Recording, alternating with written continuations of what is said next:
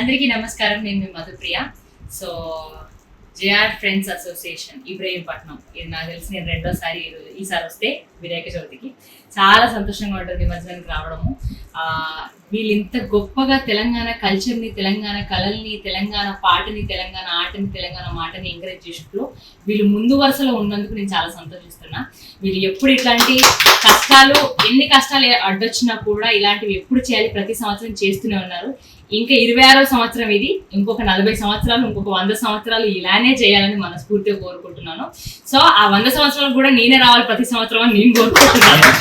So నేను చాలా నమ్ముతా, వీళ్ళు పెట్టే దేవుడిని నేను చాలా నమ్ముతా.